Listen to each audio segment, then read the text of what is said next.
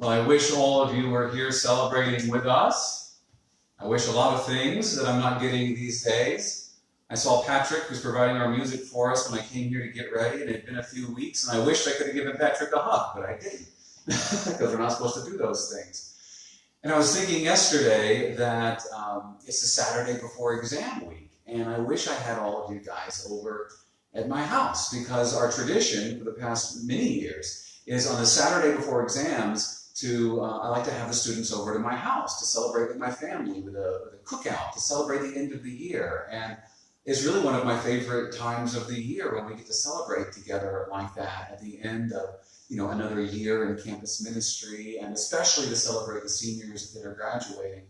And we weren't able to do that, and I'm sorry for that. But one of the things I really especially like to do when I have all of you guys over is to show off our little menagerie of animals. I've got that pasture that's next to our yard, and it's not very big. It's less than 2 acres. But I've got chickens out there and a really sweet donkey, and that I know you guys like to pet. And then I've got sheep. And if you've been out there before, you know the sheep that I have, they're not those big white fluffy sheep like you see in the mattress commercials. They're a heritage breed called soy, and they're a very primitive breed. So they're very much like the sheep of a couple thousand years ago that people in Jesus' day would have likely bred. And they're smaller than regular sheep are or commercial sheep are. They're dark in color, and they're also really skittish. They're not friendly.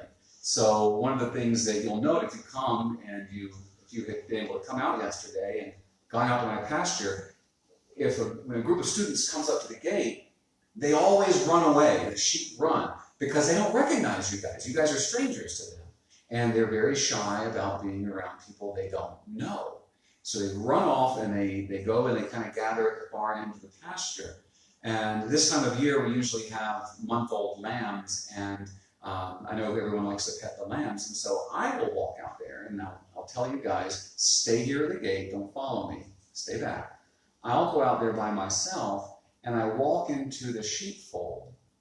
And the sheepfold is a little enclosure, a little enclosed area where I can gather the sheep in if I need to do anything with them. It's there to protect the sheep and also allow the shepherd to care for the sheep, because you can't catch them when they're way out the pasture. So I'll just walk out towards the sheepfold.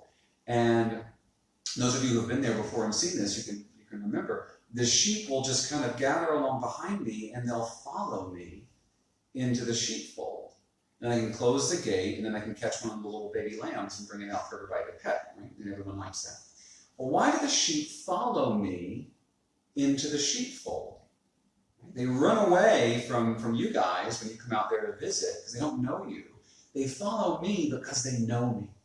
They recognize me. I'm the guy that feeds them, right? I'm the guy that feeds them. And so they follow me where I go. Right? They think I have food.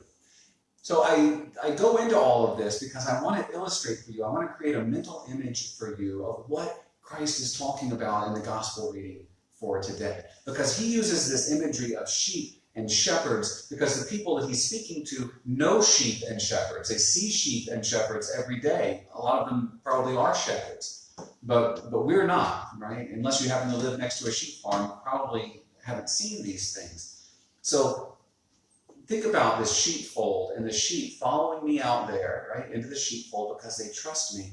And listen to Jesus' words again from our gospel reading.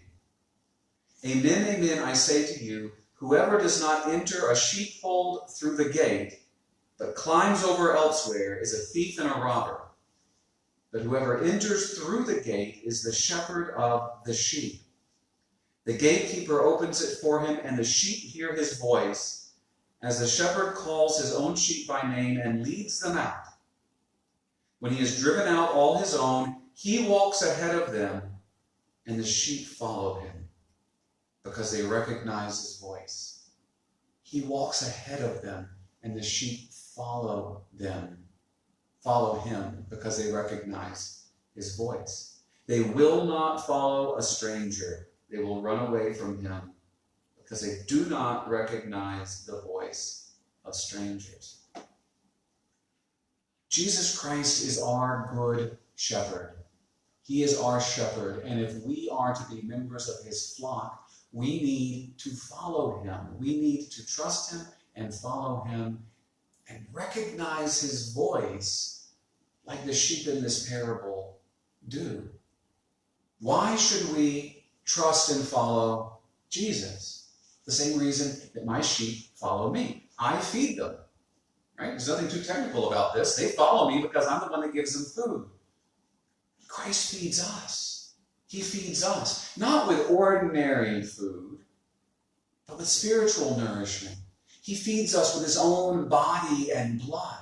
This is why he says, my flesh is true food, my blood is true drink. And how are we to receive this food?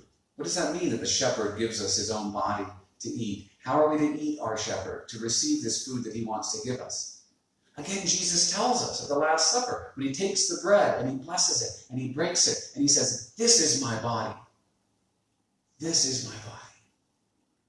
We receive that spiritual food of the Eucharist in the sheepfold of the church.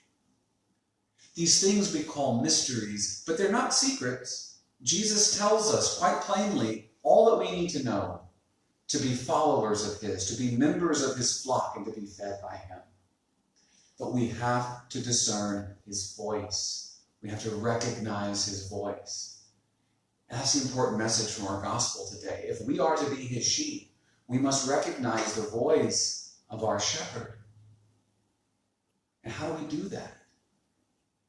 Again, it's no secret. There's no magic trick here. You become familiar with the shepherd's voice the same way you become familiar with anything else, by paying attention and spending time listening to it. You hear the voice of the shepherd in the scriptures. You hear the voice of the shepherd in the church. When you come to the liturgy, when you enter into the prayers of the church, you hear the shepherd's voice. When you receive the teachings of the church, you hear the shepherd's voice. You have to spend time familiarizing yourself with that so that you can recognize the voice of the shepherd and distinguish between it and the voice of the strangers. So you know who to follow and who to avoid.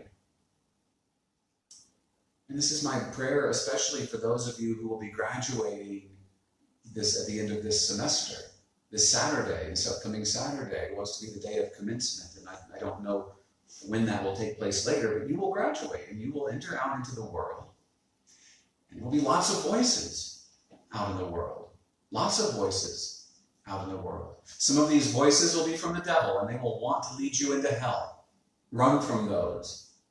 But a lot of the voices out there will just be voices of other sheep, right? The voices of the world. Other sheep, a lot of whom think they're shepherds, are trying to be shepherds, and they may even have your best intentions, right? They may have all good intentions in their heart, but they're just sheep. They don't know what you need. They don't know how to lead you where you want to go.